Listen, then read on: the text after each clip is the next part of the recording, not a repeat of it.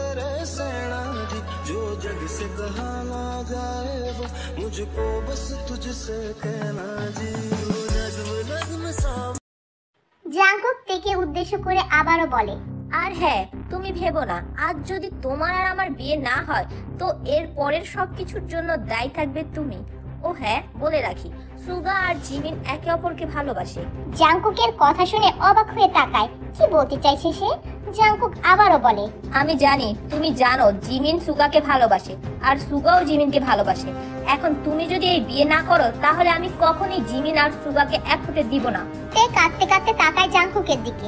একটা মানুষ ঠিক কতটা খারাপ হলে নিজের বোনের ভালোবাসাকেও নিঃস্ব করতে দুবার ভাবে না? আপনি এত খারাপ আমি আগে জানতাম না, এটা কিভাবে পারলেন আপনি? বেবি, আমি তোমার জন্য সব করতে পারি। এখন বলো রাজি কিনা তুমি বিয়েতে? তে কি করবে? নিজের কথা ভাবলে দুটো ভালোবাসার মানুষ আলাদা হয়ে যাবে, আর এটা ঘর অন্যায়। তে থাকতে সে এটা কখনো হতে দিবে না। তে কান্না জড়িত গলায় বলে, আপনাকে বিয়ে করলে ওদের আলাদা করবেন না তো? প্রমিস করুন। আই প্রমিস, আমি নিজে ওদের দিয়ে দেব। আচ্ছা, তাহলে আমি রাজি আছি। তের কথায় জাঙ্কুক বিশ্বজয়ী হাসি দিল, আর তের মনে জাঙ্কুককে নিয়ে জন্ম নিল এক রাশ ঘৃণা। কি রে তে, জাঙ্কুক ভাইয়া কি বলেছে তোকে বল আমাদের? সবাই নানা রকম প্রশ্ন করে যাচ্ছে, কিন্তু তে কারোর কথার কোনো জবাব দিচ্ছে না। পাথরের মতো বসে আছে, আর দৃষ্টি তার সামনে। ভাবছে একটা ছেলে কতটা খারাপ হলে এসব করতে পারে। তে বিয়ে তো ঠিক করে নেবে, কিন্তু কোনোদিন জাঙ্কুককে মেনে নেবে না, কখনোই না। তুই কি এমন বলেছিস যে তেহি রাজি হয়ে গেল? আগে বল, রাগ করবি না। আমি যা করেছি ওর ভালোর জন্য করেছি। তুই আগে বল তেহি কিভাবে রাজি হলো? জাঙ্কুক আস্তে আস্তে সব খুলে বলল। শুধু জাঙ্কুক যে তেকে কিস করেছে এতটুকু বাদে সব শুনে সুগা বলল, টেনশন নিস না, আমরা জানি তুই কখনোই তেহির খারাপ চাস না, কিন্তু আমার চিন্তা হচ্ছে তুই যা করেছিস এরপর তেহি তোকে মন থেকে মেনে নিতে পারবে কিনা। হ্যাঁ আমি জানি ও আমাকে ঘৃণা করে, প্রচুর ঘৃণা করে, বাট ওকে সেফ রাখতে আমি ওর ঘৃণাও সহ্য করতে রাজি আছি। জাঙ্কুকের কথা শুনে জেহব ওর কাঁধে হাত দিয়ে বলে, এখন আর এসব চিন্তা করে লাভ নেই। আর জানি না এই জেনি ভালো হবে কিনা, বাট আমার মনে হয় এ এত সহজে দমে যাওয়ার পাত্রী না। তোদের বিয়ের পরেও এ কোনো না কোনো ভাবে তেহির ক্ষতি করতে চাইবে। জংসুক আর ইয়নহ একে অপরের দিকে তাকিয়ে বলে, তের কি শুধু দুটোই ভাই নাকি? আমরাও তো আছি ওর ভাই, আমরা সবাই মিলে ওকে প্রোটেক্ট করব। তারা পাঁচজন এগিয়ে এসে সবাই গ্রুপ হাগ করলো। চল চল, এখন আর দেরি করে লাভ নেই। কাজী এনে দাঁড় করে রেখেছিস সেই কখন থেকে, এবার বিয়েটা হয়ে যাক। অবশেষে জাঙ্কুক আর তের বিয়েটা হয়ে গেল।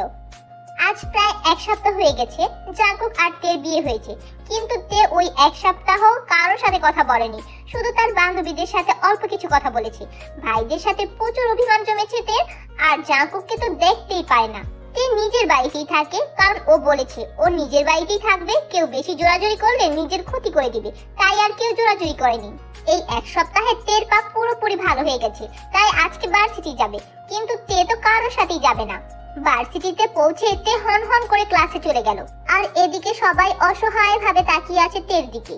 জিমিন জাঙ্কুককে উদ্দেশ্য করে বলে, ভাই তুই এটা কি করলি? ও এখন আমাদের কারোর সাথে কথা বলে না।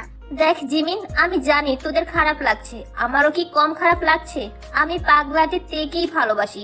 এই গম্ভীর তেকে দেখে আমার কি পরিমাণ কষ্ট লাগছে বলে বোঝাতে পারবো না।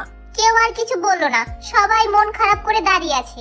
হঠাৎ সানা লাফিয়ে উঠে বলে, হে ভাইয়ারা, আমরা কোথাও ঘুরতে যেতে পারি? ওয়াও, হ্যাঁ আমরা ঘুরতে যাব। আই তো রীতিমতো লাফাচ্ছে। জংসুক ওর বাচ্চামা দেখে মুচকে হাসছে। মেয়েটা পুরোই বাচ্চা, তবে জংসুকের বেশ লাগে ওকে বাচ্চাদের মতো করতে দেখে। কিন্তু যাবোটা কোথায়? এখন দূরে কোথাও যেতে পারবো না, কারণ সামনে আমাদের এক্সাম। ভেবেচিন্তে কাছে কোথাও যেতে হবে। লিসা ইয়নহকে তার কথার পিছনে কথা বলতে দেখে ভ্রু কুঁচকে ফেলে বলে, আর যাবো তো ঠিক আছে, ওখানে যেন কেউ কারো গার্লফ্রেন্ড নিয়ে না যায়। ইয়নহ বুঝলো লিসা যে কথাটা তাকে উদ্দেশ্য করে বলেছে। আমার এতটুকু জ্ঞান আছে যে কোথায় আর কখন গার্লফ্রেন্ড নিয়ে যাওয়া লাগে। ও রিয়েলি? তাই তো বাচ্চাদের সামনে নিজের গার্লফ্রেন্ডের সাথে চিপকে থাকেন সব সময়। আমি বাচ্চাদের সামনে কখন চিপকালাম? হ্যাঁ, ওই যে নবীন বরণের দিন তো চিপকে ছিলেন সারাক্ষণ। তো আমাদের নবীন বরণ অনুষ্ঠানে বাচ্চা আসলো কোথা থেকে? কেন আমাকে আর আমার ফ্রেন্ডের চোখে পড়ে না? তুমি বাচ্চা? লিসা ইনোসেন্ট ফেস বানিয়ে বলে, হ্যাঁ। Any doubt? হুশ। কি? তুমি বাচ্চা হলে কিভাবে? তো আমি তো বাচ্চাই। কোথায়? তোমাকে দেখলে তো আমার মনে হয় 2 বাচ্চার মা। নাউজুবিল্লাহ, বদপোলা, ঠাডা পড়বে আপনার উপর। আপনার বউ শাকচুন্নি হবে। আপনার বিয়ের আগে আপনার বউর 100টা বাচ্চা হবে। অসভ্য ইতর পোলা। তে আসছিল ওদের ডাকতে যে ক্লাস করতে হবে। এসে দেখে লিসা ঝগড়া করছে ইউনহর সাথে। তে নাক মুখ কুচকে হনহনিয়ে এসে লিসার চুল মুঠো ধরে নিয়ে টানতে টানতে ক্লাসের দিকে নিয়ে গেল। লিসা চিল্লাচ্ছে, ওরে শাকচুন্নি, ছাড় আমাকে, আমার চুল। ক্লাস না করে ওখানে ইউনহো ভাইয়ার সাথে ঝগড়া কেন করছিলি? আর করব না, ছাড়, আমার একটা জরুরি কথা আছে জাংকুক ভাইয়ার সাথে। কি কথা? লিসা দাঁত কেলিয়ে বলে। আছে, তুমি পরে জানতে পারবা বেবি। ছাড়ো এখন আমায়, আমি বাকিদেরও নিয়ে আসছি। তে সন্দেহ দৃষ্টিতে কতক্ষণ তাকিয়ে থাকে, তারপর ছেড়ে দেয়। লিসা ছাড়া পেয়ে এক দৌড়ে তাদের সামনে গিয়ে দাঁড়ায়, হাঁপাতে লাগে। এদিকে সবাই আহমক হয়ে দাঁড়িয়ে আছে। তে ঘূর্ণিঝড়ের মতন এসে আবার চলেও গেল লিসাকে নিয়ে। এদিকে আবার লিসাও চলে এসেছে। এগুলো হচ্ছেটা কি ভাই? লিসা কাঁদো কাঁদো হয়ে বলে, উফ, চুড়েলটা আমার চুল টেনে কতগুলো ছিঁড়েই ফেলেছে। ভালো করেছে, আর করবে ঝগড়া? ইউ খারাপ পোলা, সেট আপ, না হলে গুলি করে দিব। চুপ। সুগা ধমকে সবাই চুপ করে যায়, কেউ আর কিছু বলছে না। জাংকুক বলে, তোরা সবাই কি ঝগড়াই করবি নাকি বলবি কোথায় যেতে পারি? এগুলো মানুষ আর হলো না। আপনি কি মনে হয় মানুষ? জিমিনের কথা শুনে সুগা তীক্ষ্ণ চোখে তাকায়, বলে, আমি কি মানুষ না? আজ্ঞে না, আপনি আস্ত একটা খাটাস আর এলিয়েন। সুগা চোখ বড় বড় করে তাকালো। জিমিনের কথায় বাকিরা হাসতে হাসতে শেষ। সুগা দাঁতে দাঁত চেপে বলে, তোমাকে পরে দেখে নেব। জিমিন ভেঙচি কেটে দিল সুগাকে। জেহব অনেকক্ষণ ধরে চিন্তা করছিল, হঠাৎ বলল, hey bro and sisters, listen to me. হ্যাঁ, কি বলবি জেহব? দেখ, যেহেতু সামনে আমাদের এক্সাম, তাহলে বেশি দূর যেতে পারবো না। তাই আমি ভাবলাম ঢাকা থেকে গাজীপুর অনেক কাছে, তাহলে আমরা হুমায়ুন আহমেদের বাড়ি নুহাশপল্লিতে ঘুরতে যেতে পারি। তেহিলে অনেক দিনের ইচ্ছে ছিল যাওয়ার। ওয়াও, অনেক ভালো হবে তো তাহলে, জাংকুক বলল। সো গাইস, কারো কোনো সমস্যা নেই তো ওখানে যাওয়ার জন্য? না। ওকে দেন, কালকে রাতে প্রাইভেট বাসে আমরা নুহাশপল্লি যাব। মেয়েরা হুররে বলে চেঁচিয়ে উঠল। না, আমি যাব না, কিছুতেই যাব না। সে চিল্লাচ্ছে কারণ সে কিছুতেই যাবে না। কেউ ওকে রাজি করাতে পারছে না। যখন থেকে শুনেছে তারা সবাই নুহাশপল্লি যাবে আর তাকে নেওয়ারও প্ল্যান করেছে, তখন থেকে রুমের ভিতর ঘাপটি মেরে বসে আছে। তের মা কত করে বলল, কিন্তু ও কিছুতেই যাবে না। গুটি সুটি মেরে কম্বলের নিচে শুয়ে আছে। হঠাৎ দরজা লক করার আওয়াজ আসলো, তাও কম্বলের ভিতর থেকে মাথা বাহির করলো না। কিছুক্ষণ পর অনুভব করলো কেউ তাকে কম্বলের ভেতর ঢুকে জড়িয়ে ধরেছে, আর তার হাতটা তের টি-শার্ট ভেদ করে তের পেটের উপর স্পর্শ করছে। তের সারা শরীর শিরশির করে উঠলো। চেপে উঠে পেটের উপরের ওই হাতটি শক্ত করে চেপে ধরলো। পিছনে ঘুরতে নিলে ভারী কণ্ঠস্বরে একজন বলল, পিছনে ঘুরবে না। আপনি? বলেই তে পিছনে ঘুরে গেল। দেখলো জাংকুক দাঁত কেলিয়ে তাকিয়ে আছে। আপনি এখানে কি করছেন? বের হন আমার রুম থেকে। তের কথায় জাংকুক থেকে হ্যাচকা টানে নিজের সাথে জড়িয়ে নিল। বের তো হব জানেমান, বাট তোমাকে নিয়ে। জাংকুক তেকে এভাবে ঝাপতে ধরায় তের যেন নিঃশ্বাস আটকে গেছে। ঘন ঘন নিঃশ্বাস নিচ্ছে, কারণ জাংকুক শুধু জড়িয়েই ধরে নেই, তার হাত ব্যস্ত তের পেটে বিচরণ করতে। তে বারবার কেঁপে উঠছে। কি করছেন আপনি? জাংকুক তেকে আরো শক্ত করে ধরলো। এবার মনে হয় তে বেচারি দম আটকে মরেই যাবে। কই, কি করলাম? আমি কি কিছু করতে পারি? দেখি, ছাড়ুন আমাকে। আমার দম আটকে কি আপনি মেরে ফেলবেন? ছাড়ুন বলছি। আর আমার রুমে ঢোকার পারমিশন আপনাকে কে দিল? জাংকুক তের দিকে নিজের মুখটা এগিয়ে নিয়ে আসলো। তে সাথে সাথে নিজের মুখটা ঘুরিয়ে নিল। জাংকুক মুচকি হেসে বলল, তোমার রুমে ঢুকতে আমার পারমিশন লাগে না বেবি। অবশ্যই লাগবে, কারণ এই রুমটা আমার। আর এই আজ তো তুমিটাই আমার, তাহলে তোমার রুম কেন? তোমার সব কিছুই আমার। আমি আপনার কোনোদিনও না, ফালতু কথা অফ করুন। ইয়েস, তুমি আমার, আর আমি তোমার স্বামী। তোমার সব কিছুতে আমার অধিকার আছে। তে চিৎকার করে বলে, কিসের স্বামী? কার স্বামী? আমি আপনাকে স্বামী হিসেবে মানি না। দেখো তে, আমাকে রাগিও না, ফলাফল ভালো হবে না। কি করবেন কি আপনি? আমাকে কি মগের মূল্য পেয়েছেন? জাংকুক দাঁতে দাঁত চেপে বলল, লাস্ট বার বলছি, তুমি যাবে কি? না, যাব না। তের এই একটা কথায় জাংকুকের রাগ সাত আসমানে উঠে গেছে।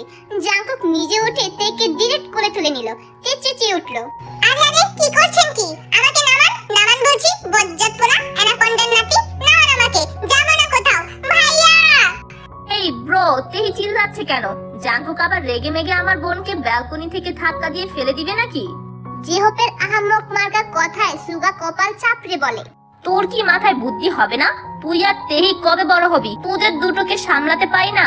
আবার যদি একে বিয়ে করি তাহলে তিনটা বাচ্চা আমাকে পালতে হবে। তারপর আমার বাচ্চা কবে পালবো আমি? সুগার কথায় জিমিন মুহূর্তেই টানে বেগুনে জ্বলে উঠল। এই বজ্জাত আফ্রিকান পান্ডা কোথাকার, আমাকে দেখে আপনার কোন অ্যাঙ্গেল দিয়ে বাচ্চা মনে হয়? সুগা জিমিনের উপর থেকে নিচ পর্যন্ত ভালোভাবে পর্যবেক্ষণ করে বলে, তুমি তো বাচ্চাই, শুধু হাইটে একটু বড় হয়েছে। আবার সুগা এবার দাঁত কেলিয়ে জিমিনের কাছে এসে কানে ফিস ফিস করে বলে, ওহ, তাহলে তুমি যেহেতু নিজেকে বড় ভাবো, তো চলো তোমাকে বিয়ে করে নিই। তারপর তোমাকে নিয়ে ঠাস করে বাসর ঘরে ঢুকে যাব। তারপর ঠুস করে পরের বছর বাচ্চার মাম্মা বানিয়ে দিব। জিমিনের পশম দাঁড়িয়ে গেছে সুগার ফিস ফিসানো আওয়াজে। কিন্তু পর মুহূর্তে সুগার কথাগুলো বুঝতে পেরে চোখ বড় বড় করে তাকালো। তারপর সুগাকে এক ধাক্কা দিয়ে সোফায় ফেলে দিয়ে সুগাকে বকতে বকতে চলে গেল। এদিকে সুগা হাসতে হাসতে শেষ। আর কত আমার থেকে পালাবা? আমি জানি তুমি আমায় অনেক ভালোবাসো, আর তোমার মনের এই অভিমান আমি জলদি সরিয়ে দেব আমার হাঁস পাখি। কথাগুলো আনমনে সুগা বলছিল। পাশ থেকে আয়ু শুনে সুগার পেটে গুঁতো দিয়ে বলল, তাহলে আমাদের ট্রিটটাও দিয়ে দিয়ে। সুগা অবাক হয়ে তাকালে আয়ু হেসে বলে, আমি শুনে ফেলেছি। সুগা আয়ুর নাক টেনে দিল। আয়ু খিলখিল করে হেসে উঠল।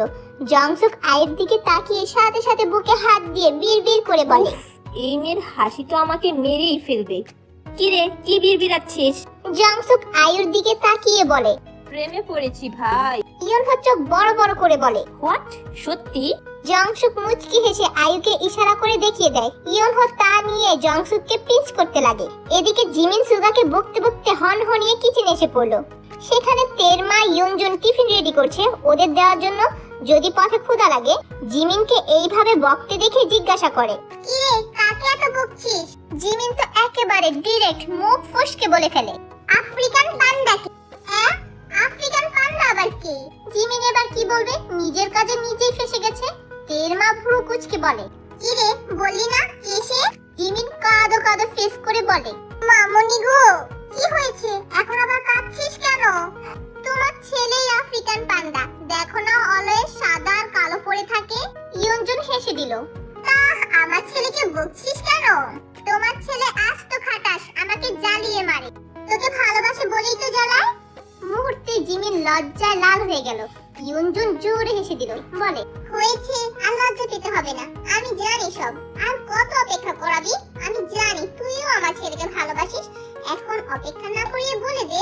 ইয়নজুনের কথায় জিমিন একটা মুখ ভেঙচি দিয়ে বলে, বইয়ে গেছে তোমার ছেলেকে বলতে।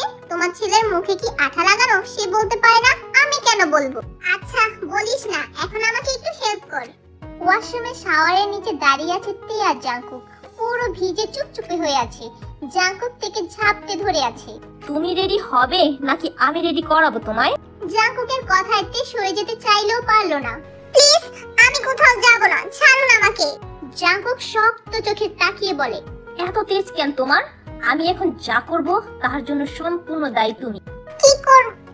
আর বলতে পারলো না, কারণ জাংকুকের ঠোঁট দুটো ক্রমশই তের গলায় বিচরণ করছে। কিছুক্ষণ পর পর শব্দ করে চুমু খাচ্ছে। তে জাংকুকের শার্টের কলার শক্ত করে খামচে ধরলো। জাংকুক মুখ উঠিয়ে দেখে তে চোখ বন্ধ করে আছে।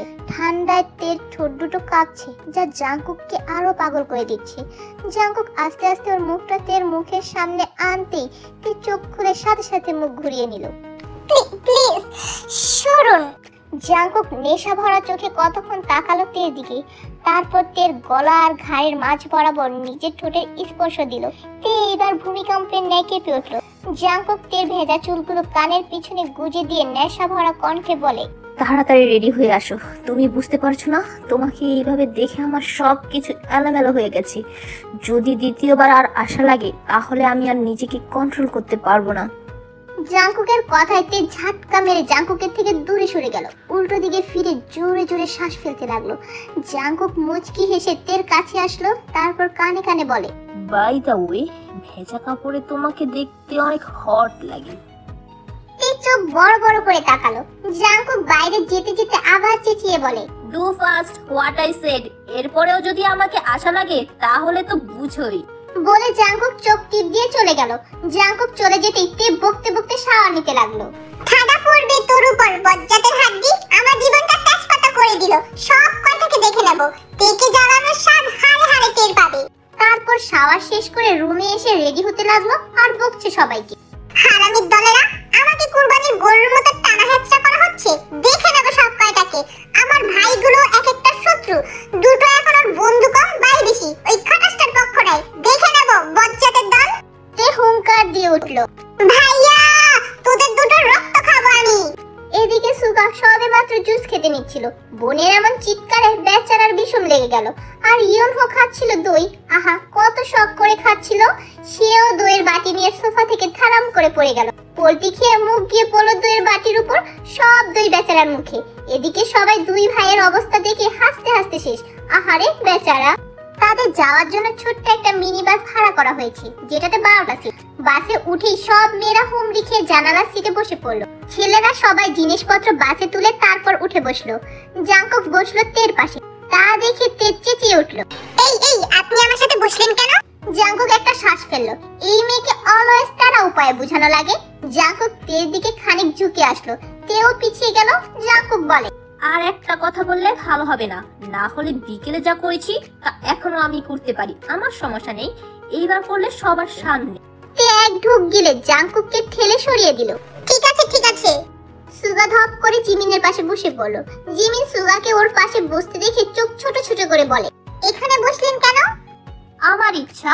আপনার ইচ্ছা হলেই আমার পাশে কেন বসবেন? অন্য জায়গায় যান। আমি এখানেই বসবো। সুগার তেরামো দেখে জিমিন বিরক্ত হয়ে বলে, ঠিক আছে আমিই চলে যাচ্ছি, সরুন। জিমিন উঠতে নিলেই সুগা জিমিনকে এক টানে সিটে বসিয়ে জিমিনের গালে চুমু খেয়ে বসলো। জিমিনের মাথার উপর দিয়ে গেল সব। হলোটা কি এখানে? তার সাথে করলো কি সুগা? গালে হাত দিয়ে সুগার দিকে চোখ বড় বড় করে তাকিয়ে রইল। সুগা এক চোখ টিপ দিয়ে বলে, কি বেবি শক লেগেছে? আরো লাগবে যদি এখন চুপচাপ না বসো। So no argue with me. Jimin কাঁদো কাঁদো হয়ে বলে, এটা কি করলেন আপনি? কেন ভালো লাগেনি? কিস দিয়েছি, এখন তো মাত্র গালে দিয়েছি, কোন রকম তিরিং বিরিং করলে সোজা। জিমিনের ঠোঁটে আস্তে করে স্লাইড করে বলে, এখানে করে দিব। জিমিন রাগের চোটে ফুপাতে ফুপাতে বলে, আপনি একটা অসভ্য। Thanks, I know. নাও চুপ থাকো।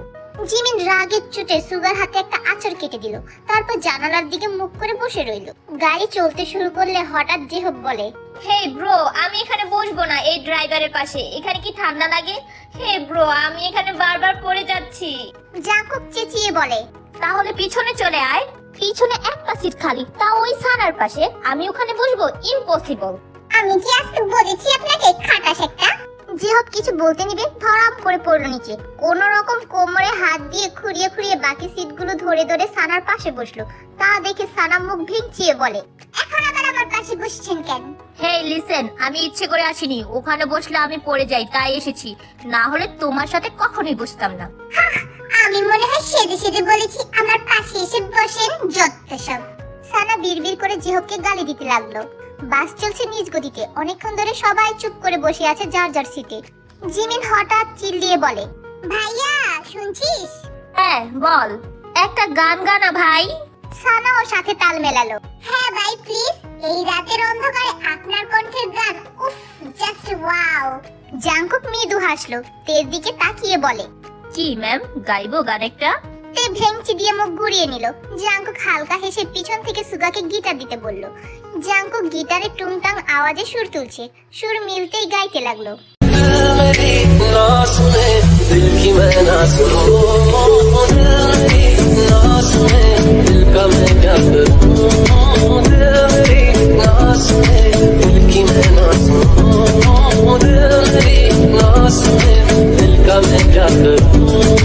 পুরোটা গান জাংকুক তের দিকে তাকিয়ে গিয়েছে। তে অবাক হয়ে তাকিয়ে রইল। কি সুন্দর কণ্ঠ। দীর্ঘ 3 বছর পর জাংকুকের গান শুনল তে। চোখের পলক ফেলতে সে ভুলে গেছে। বাকিরা হাততালি দিতে তে ধ্যান ভাঙে। পরক্ষণে জাংকুক যে গানটা ওকে উদ্দেশ্য করে গিয়েছে ভাবতেই কেমন যেন একটা ভালো লাগার শিহরণ বয়ে গেল।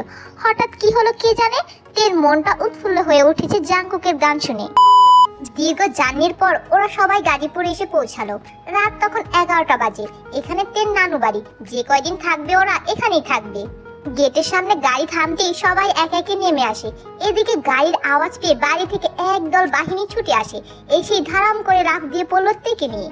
আর সবাই চিল্লাচ্ছে তে আপু বলে। সুগা আর জেহব হাসছে, আর এদিকে বাকিরা চোখ বড় বড় করে তাকিয়ে আছে। বেচারি তে এই বিচ্ছু বাহিনীর আক্রমণে চ্যাপ্টা হয়ে যাবে।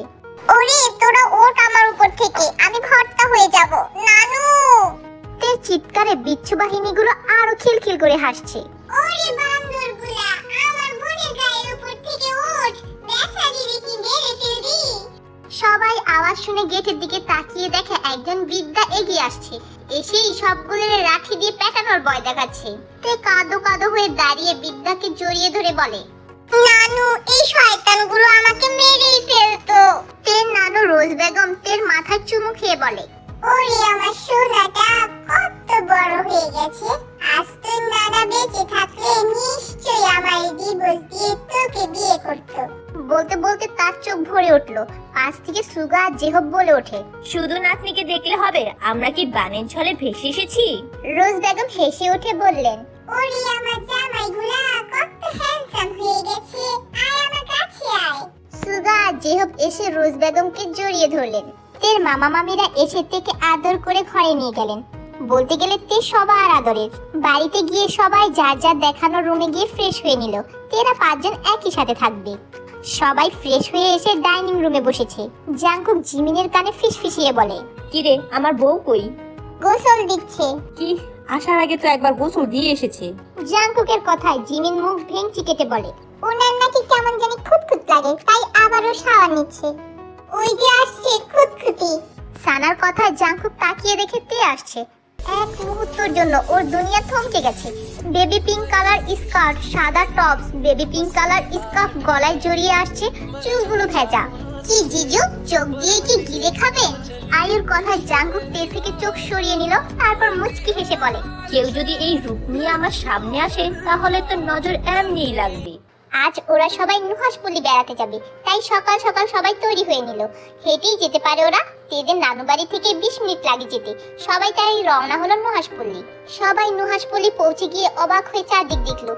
অসম্ভব সুন্দর একটা জায়গা। তে তো হা করে তাকিয়ে সব দেখছে। তে লাফাচ্ছে আর বলছে, ওয়াও কত সুন্দর। জিমিন আর বাকিরাও সবাই ঘুরে ঘুরে দেখছে। ওরা গাছের উপর বৃক্ষ ঘরেও উঠলো, লীলাবতীর দিঘিতে নৌকায় ঘুরে বেড়ালো। অবশেষে সবাই ক্লান্ত হয়ে ওখানে যেই নামাজের স্থান বানানো হয়েছে সেখানে বসে পড়লো। আসলেই অসম্ভব সুন্দর জায়গাটা। জিমিনের কথায় সুগা ফিসফিসিয়ে বলে, আর আমি? আস্ত খাটাস। থ্যাঙ্কস বলেই সুগা মুখ চুপসে বসে আছে, আর ওকে দেখে জিমিন মিটমিট হাসছে।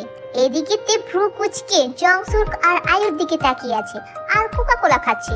ওকে এভাবে তাকিয়ে থাকতে দেখে সানা বলে ওঠে, সকাল থেকে এই নিয়ে 8টা কোকা-কোলা শেষ করলি, সেটা বড় কথা নয়। বড় কথা হলো তুই এভাবে কি দেখছিস, তাও আয়ুর দিকে এভাবে তাকিয়ে। তে এখনো একই ভাবে তাকিয়ে আস্তে আস্তে বলে, আমার কেন জানি সন্দেহ হচ্ছে এই লুচ্চা আলু আর জংসুক ভাইয়ার মাঝে ইটিস পিটিস চলছে। সানা দিল এক চিৎকার, কি? আর আমি এগুলো জানি না তুই? তে তাড়াতাড়ি ওর মুখ চেপে ধরলো, বিড়বিড় করে বলে, খামাখা বলি এটা থাকলে আমাদের মাইকের প্রয়োজন নেই, যেই গলারে মাইরি। তারপর সামনে তাকিয়ে দেখে সবাই অবাক হয়ে ওর আর সানার দিকে তাকিয়ে আছে। এহে সবাই এভাবে কি দেখছিস, আমরা কি এলিয়েন? এলিয়েন থেকে কম কিসে? যে হোক বলে ওঠে, আপনি চুপ থাকেন বান্দরের এক্স কোথাকার। আমরা এলিয়েন হলে সবার আগে আপনাকে ফুস করে গায়েব করে দিতাম। সানার ধমকে জিহব বিড়বিড়িয়ে বলে, একবার বাগে পাই তারপর তোমাকে বুঝাবো মজা। জাংকুক সন্দেহ দৃষ্টিতে তাকিয়ে বলে, ও এরকম চিৎকার দিল কেন, আর কি জানে না ও? না কিছু না, মানে আসলে আমি ওই আর কি একটা গাছে বাদর দেখেছিলাম আর ওকে দেখাইনি, তাই ও এরকম চিৎকার দিয়েছে। তে দাঁত কেলিয়ে উঠে পড়ে, তারপর আয়ুকে উদ্দেশ্য করে বলে, এই আলু। আলু রাগি চোখে তাকালে আবার বলে, না মানে আলু শোনা, আয়ুতে দিকে একটু কথা আছে। আয়ু সাফ মানা করে দেয়, না আমি পারবো না যেতে, এখানেই বল। তুই যাবি, তোর জামাইও যাবে। আয়ু আর চোখে জংসুকের দিকে তাকিয়ে বলে, তাহলে আমার জামাইকে নিয়ে যা। তুই যাবি না? তের এইভাবে বলায় আয়ু উঠে চলে গেল তের সাথে। আমার কেন জানি গড়বড় লাগছে। ইয়নহর কথায় জংসুক বলে, দেখি ওরা আসুক তারপর জিজ্ঞেস করব। জাংকুক বিরক্ত নিয়ে বলে, আমাদের বলার হলে এখানেই আয়ুর সাথে কথা বলতো, আলাদা ডেকে নিয়ে যেত না। হ্যাঁ তাই তো, আমি তো ভাবিনি। তা ভাববেন কেন? আপনি তো আপনার গার্লফ্রেন্ড নিয়ে ভেবে কুল পান না, আবার ওদের নিয়ে কি ভাববেন? লিসার এমন ঠেস দেওয়া কথা ইয়নহো রেগে বলে, তোমার সমস্যা কি ন্যান্সিকে নিয়ে? যখন তখন ওকে কথার মাঝে এনে ফাঁসাও। আমার ইচ্ছা, আর আপনিও তো আপনাদের ছ্যাঁচড়া মার্কা কীর্তিকলাপ করে থাকেন। আমি কি ছ্যাঁচড়ামি করলাম? আমি কি ওকে তোমার সামনে চুমু খেয়েছি নাকি অন্য কিছু করেছি? লিসা বাঁকা হেসে বলে, আমার মুখ খোলালে কিন্তু ভালো হবে না। কি করবে তুমি? লিসা উঠে এসে ইয়নহোর কানে ফিসফিস করে বলে, কাল রাতের কথা সবার সামনে বলে দেই। লিসার কথা শুনে ইয়নহোর কাশি উঠে গেল। সুগা বলে ওঠে, কি রে লিসা, কি বললো? কাশছিস কেন? না কিছু না, এমনি প্রচুর ধুলো এখানে, তাই কাশি এসে গেছে। লিসা বাঁকা হেসে নিজের জায়গা মতো বসে পড়লো। একেবারে টাইট দিয়ে দিয়েছে, কিন্তু কাল রাতের কথা মনে পড়তেই বুকটা ভীষণ রকম জ্বলছে। কাল রাতে লিসার ঘুম আসছিল না দেখে ও ছাদে যায় একটু খোলা বাতাস খাওয়ার জন্য, কিন্তু ছাদে গিয়ে যা দেখে এটা কল্পনাও করতে পারেনি। ও দেখে ইয়নহো ল্যাপটপে ভিডিও কলে ন্যান্সির সাথে কথা বলছে। শুধু কথা নয়, ন্যান্সি নাইটি পরে ইয়নহোর সাথে কথা বলছে, কিন্তু কি বলছে তা শুনতে পায়নি। এসব লিসা সহ্য করতে না পেরে ওখান থেকে চলে আসে। এদিকে তে আয়ুকে রীতিমতো মারবে এমন একটা অবস্থা। কিরে ফকিনি, বলছিস না কেন? কি চলছে তোর আর জংসুক ভাইয়ার মাঝে?